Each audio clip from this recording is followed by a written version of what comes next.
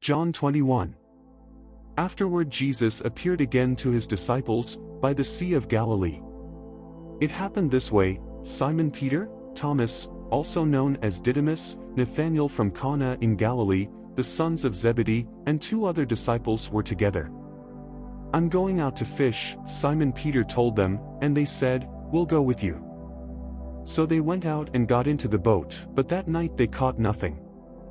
Early in the morning, Jesus stood on the shore, but the disciples did not realize that it was Jesus. He called out to them, "Friends, haven't you any fish?" "No," they answered. He said, "Throw your net on the right side of the boat and you will find some." When they did, they were unable to haul the net in because of the large number of fish. Then the disciple whom Jesus loved said to Peter, "It is the Lord."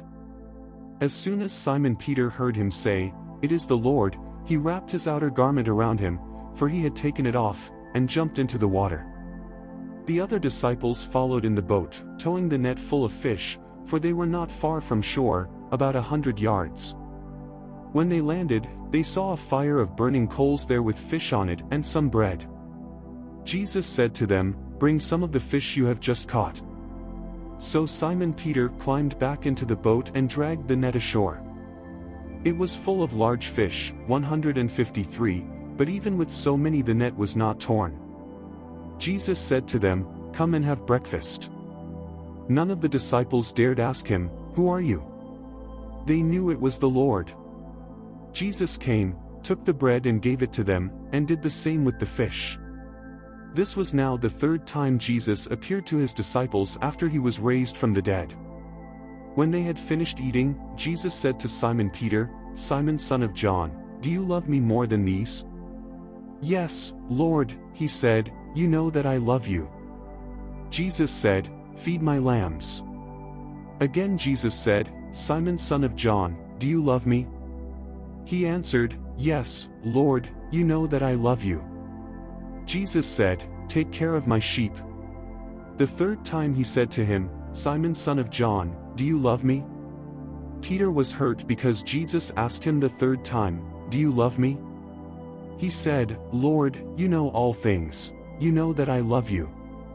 Jesus said, "Feed my sheep. Very truly I tell you, when you were younger you dressed yourself and went where you wanted, but when you are old you will stretch out your hands, and someone else will dress you and lead you where you do not want to go." Jesus said this to indicate the kind of death by which Peter would glorify God. Then he said to him, "Follow me." Peter turned and saw that the disciple whom Jesus loved was following them. This was the one who had leaned back against Jesus at the supper and had said, "Lord, who is going to betray you?" When Peter saw him, he asked, "Lord, what about him?"